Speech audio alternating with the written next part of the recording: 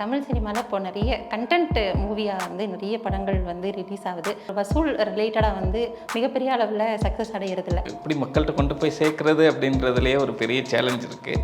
But luckily யமகாதகியோட trailer teaser நல்ல வரவேற்பு பெற்றிருக்கு. இங்கே ஃபஸ்ட்டு டைம் வந்து திரையில் வரப்போ வந்து இந்த மாதிரியான ஒரு மூவி பண்ணுவோம் அப்படின்ற ஒரு தாட்ஸ் இருந்துச்சு அவங்களுக்கு. அண்ட் இந்த படம் கண்டென்ட்டாக ஒரு நல்ல படம். யூடியூப் வீடியோஸ்லேருந்து எல்லாமே பண்ணதுக்கான மெயின் ரீசன் சினிமாவுக்கு போகணுன்னு. ஸோ அதுக்கு வந்திருக்கோம் அப்படின்றப்போ பர்சனலாகவே வந்து சில விஷயத்துக்கு நம்ம பயப்படுவோம்ல, அந்த மாதிரியான எக்ஸ்பீரியன்ஸ் உங்களுக்கு இருந்திருக்கா? வீட்டு பக்கத்துலேயே ஆனால் ஒரு சுடுகாடு இருக்கும். ஸோ அடிக்கடி இது பணம் போயிட்டுருக்கப்ப பார்த்துருக்கேன். எனக்கு ரொம்ப க்யூரியஸாக இருந்தது, அந்த பணம்லாம் விரைச்சிக்கிட்டு ஏந்திரிக்குன்னு சொல்லுவாங்கள்ல. ஸோ அந்த மாதிரி கதைகள் கேட்குறப்ப அதை சார்ந்து நிறையா பேய் கதைகளும் கலந்து விடுவாங்க நம்ம ஆட்கள். இதை வந்து ஒரு மூட நம்பிக்கைக்கான ஒரு ஃபில்மாக வந்து பார்க்கலாமா? என்கிட்ட நீங்கள் எதை எடுத்துக்கிறீங்க அப்படின்றது தான் ரொம்ப முக்கியமானதாக இருக்கும். ஒருவேளை சாதிய படுகொலை, ஆணவ படுகொலை அந்த மாதிரியான கான்செப்டோட உள்ள வந்து பண்ணியிருக்கீங்களா சார்? நீங்கள் எல்லாத்தையும் கேட்டுருவீங்க போல. அதில் ஒரு சீன் வந்து உங்களுக்கு ரொம்ப ஃபேவரட்டாக இருக்கும்ல? Beginning scene, interval scene and the climax. நீங்கள் வந்து அதில் ஒரு டெத்தான ஒரு கேலாக வர்றப்போ நடித்ததுக்கு அப்புறமா அது பர்சனலாக உங்களை அஃபெக்ட் பண்ண மாதிரி இருந்துச்சா? I think I haven't told it this in any interview. It deeply affected me. Whole day I was like, நான் சைலண்ட்டாக உட்காந்துட்டு நான் அழுதுகிட்டே இருக்கேன். ஃப்ரைடே ஃபேக்ட்ஸ் நேயர்களுக்கு வணக்கம். இன்றைய சிறப்பு நேர்காணலில் நம்மளோட இணைஞ்சிருக்கிறாங்க யமகாதகி படக்குழுவினர். ஸோ அவங்கள வெல்கம் பண்ணிடலாம். முதல்ல வந்து டிரெக்டர் பெப்பின் சார்ஜ் ஜெயசீலன், வணக்கம் சார். வணக்கம். அதுக்கப்புறமா ஆகா கல்யாணத்துலேருந்து கதைப்போமா வரைக்கும் ஒரு எக்ஸ்பெக்டேஷனை க்ரியேட்டே பண்ணிகிட்டு இருக்கிற என்பி சார் வந்து இணைஞ்சிருக்கிறாங்க, வணக்கம் சார். அடுத்து வந்து தமிழுக்கு ரொம்ப அழகான ஒரு ஹீரோயினாக நமக்கு கிடைச்சிருக்கிற ரூபா மேம் வந்து நம்மளோட இணைஞ்சிருக்கிறாங்க, வணக்கம் மேம். வணக்கம் வணக்கம். சரி, ஃபஸ்ட்டு நான் டேரக்டர்லேருந்து ஸ்டார்ட் பண்ணுறேன். சார், யமகாதகி அப்படின்ற ஒரு டைட்டிலுக்கு நாங்கள் நிறைய அர்த்தங்கள் வந்து புரிஞ்சுக்கிறோம். ஃபஸ்ட்டு யமகாதகி அப்படின்னா உங்களோட கதையில் லாங்குவேஜில் என்ன அர்த்தம் சார்? யமகாதகி அப்படின்றது ஸ்டபனிட்டின்னு சொல்லலாம். எந்த ஒரு விஷயத்துலையும் ரொம்ப ஸ்டபனாக இருக்கவங்கள பொதுவாக யமகாதகின்னு சொல்லி திட்டுவாங்க. அது இந்த கதைக்கும் கேரக்டருக்கும் ரொம்ப ஆப்டாக பொருந்துச்சு, அதனால யமகாதகி. சார், இப்போது நீங்கள் யமகாதகி படத்தில் வந்து நடித்த உங்களோட எக்ஸ்பீரியன்ஸை ஷேர் பண்ணுங்கள் சார். எனக்கு நமக்கு ரொம்ப நாள் கழிச்சு வெப் சீரிஸாக பண்ணிகிட்டு இருக்கப்போ நம்ம ஒரு படம் நடிக்கிறோன்றப்போ கம்ப்ளீட்டாக அது வேறு டீமோடு இருக்குன்றப்போ ரொம்பவே ஒரு நிறைய லேர்னிங்ஸ் நமக்கு நிறைய கிடச்சிச்சு. அண்ட் இந்த படம் கண்டென்ட்டாக ஒரு நல்ல படம். ஸோ இது வரைக்கும் நம்ம பண்ண எல்லா யூடியூப் வீடியோஸ்லேருந்து எல்லாமே பண்ணதுக்கான மெயின் ரீசன் சினிமாவுக்கு போகணுன்னு. ஸோ அதுக்கு வந்திருக்கோம் அப்படின்றப்போ ஹாப்பி. இங்கே ஃபஸ்ட்டு டைம் வந்து திரையில் வரப்போ வந்து இந்த மாதிரியான ஒரு மூவி பண்ணுவோம் அப்படின்ற ஒரு தாட்ஸ் இருந்துச்சா உங்களுக்கு? இல்லை அந்த மாதிரிலாம் இல்லை. இது நமக்கு சார் வந்துட்டு இது ஆகா கல்யாணம்ல என்னை பார்த்துட்டு தான் சார் இந்த யமகாதகி காஸ்ட் பண்ணார். ஸோ அந்த மாதிரிலாம் எந்த எக்ஸ்பெக்டேஷனுமே இல்லை. ஸோ கதை கேட்டப்போ ரொம்ப எக்ஸைட்டடாக இருந்துச்சு. ட்ரைலரில் நீங்கள் பார்த்த எலமெண்ட்ஸ்லாம் எனக்கு ரொம்ப எக்ஸைட்டடாக இருந்துச்சு. ஸோ நம்ம இது பண்ணால் நல்லாயிருக்கும், நமக்கு இது கெரியரில் நமக்கு இது ஒரு நல்ல படமாக இருக்கும் அப்படின்றது இருந்துச்சு. அதனால் சரி, ஓகே. நீங்கள் எப்படி மேம் இந்த மூவியில் கனெக்ட் ஆனீங்க? ஃபர்ஸ்ட் அவங்களோட ப்ரொடியூசர் வெங்கட் ராகுல் சார் அப்ரோச் பண்ணிட்டாங்களேண்ணா, எல்லாம் ஒரு ப்ராஜெக்ட் போயிட்டுருக்கு இது யமகாதகின்னு. ஸோ ஒரு ஃபீமேல் சென்ட்ரிக் ப்ராஜெக்ட், ரொம்ப நல்ல கதை. And after Pepin sir narrated that to me. And நான் சர்ப்ரைஸ் ஆயிடுச்சு. இந்த மாதிரி ஒரு கதை இதுக்கு முன்னாடி பார்க்கவே இல்லை யாரும், நான் இல்லை யாரும் பார்க்கவே இல்லை. Though it is a story which is happening in Tamil Nadu. I don't think so many of the Tamilians even know the cultural references which are shown in the film. அப்படின்னு ஒரு very rooted story. Okay. And I felt like இந்த மாதிரி ஒரு small ஃபிலிம்ஸில் content தான் star இருக்கும். And content நல்லா இருக்கும்னா ஆடியன்ஸ்க்கு அதுதான் இம்பார்ட்டண்ட் விஷயம். லைக் எல்லோரும் தியேட்டருக்கு வருவேன் அப்போது. So I thought this is the perfect film. அப்படின்னு இது பண்ண மாட்டேன்னு எதுவுமே இல்லை. ஸோ இது ஒரு பிளெஸ்ஸிங் மாதிரி ஃபிலிம் வந்துருச்சு. அப்படி நான் இந்த ஃபிலிமுக்கு வந்துட்டேன். சார், நீங்கள் எப்படி சார் கண்டென்ட்டாக இந்த ஃபிலிமுக்குள்ளே வந்தீங்க? ஏன்னா கிராமத்து கதை அப்படின்னு சொன்னாலே இந்த மாதிரியான விஷயங்கள் நிறைய கேள்விப்பட்டிருக்கோம். சில விஷயங்கள் நம்பக்கூடியதாக இருக்கும், நிறைய இமேஜினேஷனாக இருக்கும். பட் இது ஒரு ஃபில்மாக திரைக்கு கொண்டு வரதுக்குள்ள எவ்வளோ நாள் இதுக்கான நீங்கள் எஃபோர்ட் போட்டிங்க இந்த ஸ்டோரியை ரைட் பண்ணுறதுக்கு, அது ஒரு மூவியாக கொண்டு வரதுக்கு? பிகினிங்கில் ஐடியா கிடைச்ச பொழுது ஒரு 2-3 months முடிஞ்சிரும்னு தான் நானும் நம்பினேன். பட் அது 1 yearக்கு மேலே எடுத்துக்கிச்சு. உங்கள் நம்பிக்கையே அது வந்து ஆமாம், பேசிக்காக ஸ்கிரிப்ட் ரைட்டிங், நான் என்னோட ரைட்டிங் ப்ராசஸ் எப்படின்னா அதுவாக முடிகிற வரைக்கும் I will work on it. அதுக்கப்புறம் நிறையா வெர்ஷன்ஸ் போகும். இப்போ இது ஷூட் போகும்பொழுது நாங்கள் 8th வெர்ஷன் ஷூட் போனோம். ஆன் ஸ்பாட்டில் கொஞ்சம் டெவலப் ஆணுச்சு, சில விஷயங்கள் நடந்துச்சு. ஸோ அதுக்கான டைம் அதுவே எடுத்துக்கும். சார் இப்போ வந்து என்பி சார் நீங்கள் சொல்லுங்கள் சார், பார்க்கவே ரொம்ப சைலண்ட்டாக இருக்கார். எப்படி ஸ்டோரியெலாம் வந்து கன்வே பண்ணப்போ உங்களால் எப்படி நல்லா சார் வந்துட்டு எனக்கு நரேட் பண்ணல, எனக்கு பவுண்ட் கொடுத்துட்டாரு. ஸோ படிச்சிக்க அப்படின்ட்டாரு. ஸோ படித்தோடனே எனக்கு ரொம்ப அந்த எலமெண்ட்டை ஸ்டார்ட் ஆனோடனே எனக்கு ரொம்ப இன்ட்ரெஸ்டிங்காக இருந்து ஃபுல்லாக படிச்சுட்டு எனக்கு என் கேரக்டருமே ஒரு நல்ல கேரக்டர், அன்பு என் கேரக்டர் நேமு. ஸோ அந்த நேமே ஒரு நல்ல ஒரு நல்ல விஷயம் தான் அந்த நேம். லவ்லியான பையன். ஸோ அதான் சார் பவுண்டு கொடுத்தோன்னே நான் ஃபுல்லாக படிச்சுட்டு எனக்கு ஒர்க் ஆகிடுச்சு. ஐ மீன் பர்சனலி எனக்கு ஓகே, இந்த கண்டென்ட் நல்ல கண்டென்ட்டாக இருக்கும், ஆப்வியஸாக இதில் நம்ம இருக்கிறது நமக்கு ஒரு நல்ல விஷயமா இருக்கும் அப்படின்னு தான் சார் எனக்கு பவுண்டு தான் கொடுத்தாரு, நரேட் பண்ணிட்டு. இந்த ஸ்டோரி வந்து எப்படி கன்வே பண்ணாங்க, உங்களுக்கு எப்படி அண்டர்ஸ்டாண்ட் ஆச்சு? ஏன்னா முதல்ல தமிழில் நீங்கள் ஆக்ட் பண்ணுறீங்கல்ல, ரொம்ப நல்லா நெரேட் பண்ணிட்டாங்களே சார். ஸோ அதுக்காக like he made me to understand all the nuances of the film during the narration itself. So அதுக்கப்புறம் ஒர்க் ஷாப் ஸ்டார்ட் பண்ணிட்டாங்களா நிறைய. And even the slang also I personally wanted my lines other actors shouldn't laugh at me. இப்போது like if somebody speaks like if they're new to the language and the accent ka like the other people will laugh at them sometimes. I mean like slang konjam pudusa irukum dana. So I made sure that shouldn't happen in the set. எல்லாருக்கு disturb ஆயிரும் mood. And நிறைய பெரிய lines இருக்குது, like 5-6 lines ஒரே டைலாகில் சொல்லணும், ஒரே ஸ்ட்ரெச்சில் சொல்லணும். அது எனக்கு பெரிய சேலஞ்ச் இருக்குது. அண்ட் அதுக்கு தான் நான் கொஞ்சம் நல்லா ப்ராக்டிஸ் பண்ணி லைன்ஸ் எல்லாம் அந்த சொல்லிட்டேன் settle. And slang also Thanjavur slang இருக்குது, இது நார்மல் சென்னை தமிழ் இல்லை. ஸோ காம்ப்ளிகேட்டடான ஏன்ஷியன்ட் தமிழ் மாதிரி கொஞ்சம் கிராந்திகம் மாதிரி இருக்கும் எல்லாரும் லைன்ஸு. ஸோ அது நல்லா கொஞ்சம் ரீடிங் பண்ணி டியூஷன் கிளாஸஸ் எடுத்துட்டாங்களே சார். எனக்கு 6 o'clockனா ஷார்ப் டியூஷன் கிளாஸ் ஸ்டார்ட் ஆகும் வீடியோ காலில். ரூபா திஸ் பேஜ் திஸ் சீன் அப்போ ஸ்டார்ட் பண்ணலாம் சார் சொல்லுவாங்க, நான் ரிப்பீட் பண்ணுவேன் அது. ஸோ அந்த மாதிரி போயிடுச்சு. So I May like the team also help me to give my best. Super ma'am. Sir இப்போது தமிழ் சினிமாவில் இப்போ நிறைய கண்டென்ட் மூவியாக வந்து நிறைய படங்கள் வந்து ரிலீஸ் ஆகுது. ஆனால் அது வந்து கமர்ஷியலாக அது ஒரு வசூல் ரிலேட்டடாக வந்து மிகப்பெரிய அளவில் சக்ஸஸ் அடைகிறதில்ல. இப்போ நம்ம யமகாதகி படத்தை வந்து திரைக்கு கொண்டு வந்து மக்களை ரீச் பண்ணுறதுக்காக எஃபோர்ட்ஸ் எடுத்துகிட்டு இருக்கீங்களா சார்? அதே தான், எப்படி மக்கள்கிட்ட கொண்டு போய் சேர்க்குறது அப்படின்றதுலேயே ஒரு பெரிய சேலஞ்ச் இருக்குது. பட் லக்கிலி யமகாதகியோட ட்ரெய்லர் டீசர் நல்ல வரவேற்பு பெற்றிருக்கு. ஸோ அதுலேருந்து தான் இப்போ பிஆர் டீம் உட்காந்து வேலை பார்த்துட்ருக்காங்க. ட்ரெய்லர் எனக்கு பார்க்குறப்போ ஃபஸ்ட்டு புரியல, சாரி ரொம்ப எடுத்துக்காதீங்க.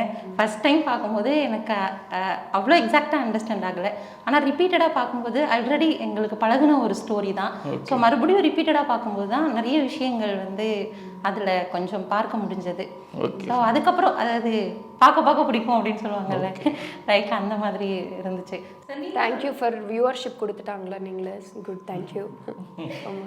ஓகே சார், உங்களோட ஷூட்டிங் எக்ஸ்பீரியன்ஸ் சொல்லுங்கள் சார். நமக்கு இவங்க ஷூட் ஸ்டார்ட் பண்ணதுக்கப்புறம் லேட்டாக தான் நான் போய் ஜாயின் ஆனேன். ஸோ அப்போது வந்துட்டு நான் போகிறப்பே அது டெத் வீடு தான் எனக்கு. ஏன்னா கம்ப்ளீட்டாக நிறைய கதையை ஃபுல்லாக அந்த வீட்டில் தான் நடக்குதுன்றதுனால ஸோ அங்கே ஜாலி ஹாப்பியாக ஃபன் பண்ணுறதுக்குலாம் எந்த வேலையுமே எல்லாமே சீரியஸாக தான் இருப்பாங்க. ஸோ நம்மளுமே அப்படி தான் போனோம். நான் ரொம்ப பயந்துகிட்டே இருந்த சீன் தான் எனக்கு ஃபஸ்ட்டு எடுத்தாங்க. ஸோ அது ஒரு நல்ல எக்ஸ்பீரியன்ஸ். அது முடிஞ்ச உடனே நான் கொஞ்சம் கான்ஃபிடென்ட் ஆகிடுச்சு. அதுக்கப்புறம் அப்படியே ட்ராவல் ஆகி மொத்தமாக முடிச்சாச்சு. அண்ட் சாருக்கு ஐ மீன் அவதான் இவங்க சாட்டிஸ்ஃபை ஆகிற மாதிரி நம்ம பண்ணிட்டோம் அப்படின்னு ஒரு சாட்டிஸ்ஃபேக்ஷன்.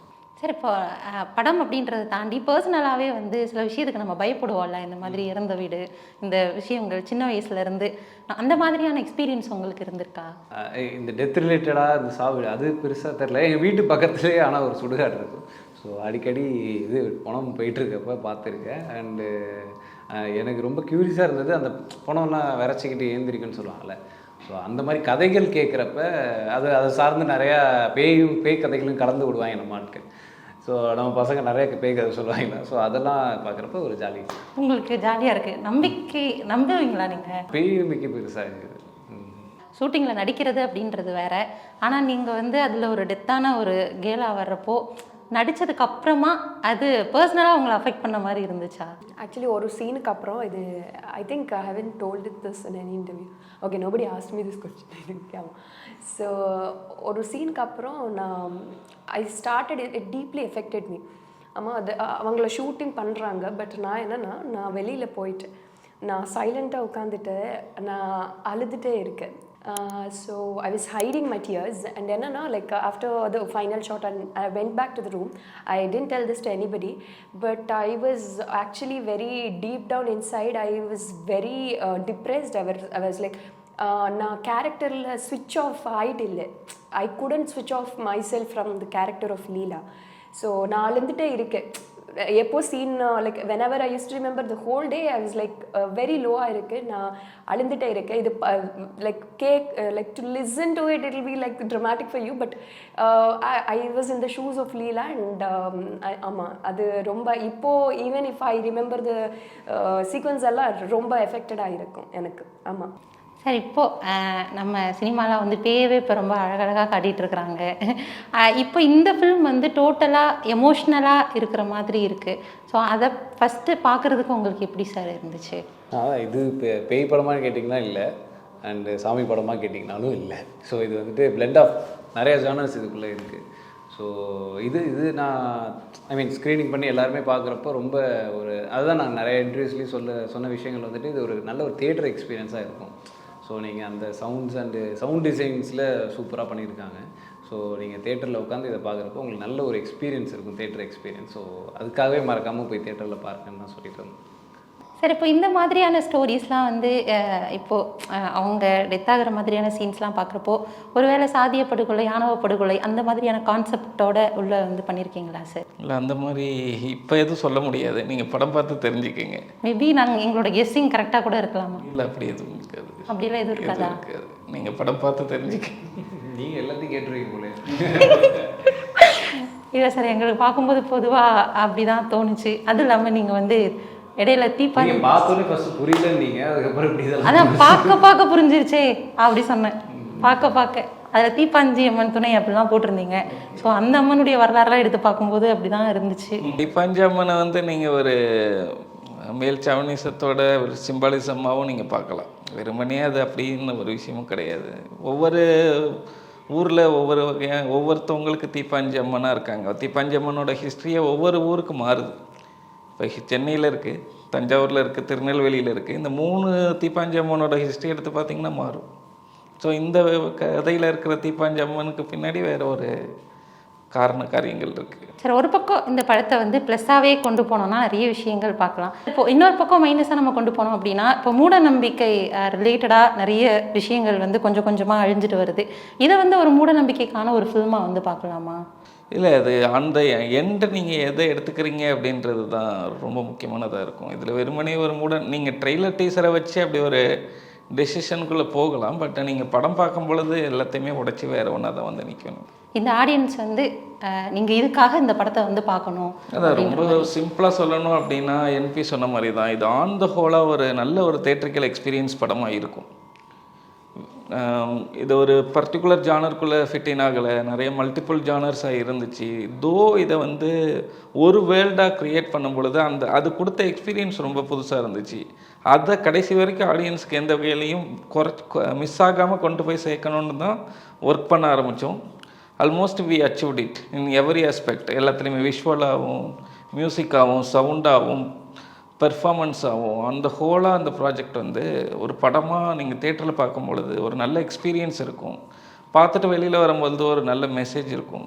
சார், இப்போ இது வந்து எந்த மாதிரியான ஆடியன்ஸை வந்து ரொம்ப கனெக்டிவாக கொண்டு போகும் சார்? எல்லா ஆடியன்ஸுக்கான படம் தான் இது, குறிப்பிட்ட ஆடியன்ஸ் அப்படின்னு இல்லை. இது கம்ப்ளீட்டாக ஃபேமிலியும் வந்து பார்க்கலாம். ஆல் ஆடியன்ஸ் பார்க்கக்கூடிய ஒரு நல்ல ஒரு திரைப்படம் தான். ஸோ நீங்கள் மறக்காமல் எல்லோரும் போய் மார்ச் 7ஆம் தேதி, முக்கியமாக மார்ச் 7ஆம் தேதி ரிலீஸ் ஆகுது படம். மார்ச் 7ஆம் தேதி தேட்டரில் போய் எமகாதியை பாருங்கள். அதோட முடிச்சிடலான்னு சொல்கிறாரு போல். இல்லை நீங்கள் எல்லா ஆடியன்ஸும் சொல்லுங்க. சரி, ஓகே மேம். இப்போ உங்களுக்கு வந்து படத்தில் நிறைய ஆக்ட் பண்ணிட்டீங்கல்ல, அதில் ஒரு சீன் வந்து உங்களுக்கு ரொம்ப ஃபேவரட்டாக இருக்கும்ல, அந்த சீனை ரிப்பீட் மோடில் வந்து பார்க்கணும் அப்படின்ற மாதிரி தோன்ற மாதிரியான ஒரு சீன். எல்லா சீனும் சொல்லிடாதீங்க. ஆமாம், எல்லா சீன்ஸ் அந்த மாதிரி தோணுது. பட் முக்கியமாக பேசணுன்னா beginning scene, interval scene and the climax scene. Nice என்ன சொல்லணும், ஃபிலிம்க்கு அப்புறம் உங்களுக்கே அது புரிஞ்சுது எதுக்காகனா அப்போ புரிஞ்சுது. சீரியஸ்லி ப்ரமோஷன் இல்லை, first scene, interval scene and the end scene. உங்களுக்கு அப்படி ஏதாவது சீன் இருக்கா சார்? எல்லா சீனும் தான் சார். அதில் பர்டிகுலராக ஏதாவது ஒரு விஷயத்துக்கு ரொம்ப ரிசர்ச் பண்ணியிருப்பீங்கல்ல ஒரு ஒரு சீனுக்காக? இல்லை, பொதுவாக என்கிட்ட கேட்டிங்க அப்படின்னா அப்படி பிரித்து எதுவும் சொல்ல தெரியல. ஸோ அந்த ஹோலாக எனக்கு ஒரு படம் அவ்வளோதான். எனக்கு தனித்தனியாக சீனாக பிரிக்க தெரியல. இது எல்லாத்தையும் சேர்ந்தது தான் எனக்கு எமகாதகியே தெரியுது. போங்க சார், நீங்கள் எல்லாமே வந்து படம் பார்த்து தெரிஞ்சுக்கோங்கன்னு சொல்லிக்கிறீங்க. இல்லை, படம் March 7 ரிலீஸ் ஆக போகுது. ரொம்ப வெயிட் பண்ண போகிறது இல்லை, பாருங்கள். அதுக்கப்புறம் நம்ம திருப்பி ஒரு இன்டர்வியூவில் இதை பற்றி நிறைய பேசலாம். சார், ஃபைனலாக இந்த படத்தை பற்றி சொல்லணும் அப்படின்னா, எல்லாத்தையும் தாண்டி மியூசிக் வந்து ரொம்ப பயங்கரமாகவே இருக்குது. அவங்க வந்து அவங்கள பற்றி பார்க்கும்போது அவங்களுடைய அறிமுக படம் தான் அப்படின்ற மாதிரி பார்த்தோம். ஆனால் கூட மியூசிக் வந்து அப்படி தெரியல, ரொம்ப நிறைய டிஃப்ரென்ஸ் வந்து காட்டியிருக்காங்க. ஸோ இது எங்களுக்கு வந்து ஒரு பக்கம் ப்ளஸ்ஸாக தெரிஞ்சு, ப்ளஸ் ஸ்டோரியுமே வந்து நீங்கள் டிஃப்ரெண்ட்டாக காட்டியிருந்தீங்க. கண்டிப்பாக இந்த படம் வந்து ஒரு வெற்றி படமாக அமைகிறதுக்கு எங்களோட குழுவோட வாழ்த்துக்களும் உங்களுக்கு வந்து இருக்கும் சார். இது வரைக்கும் என் கூட நிறைய விஷயங்களை ஷேர் பண்ணிக்கிட்டதுக்கு நன்றி. தேங்க்யூ.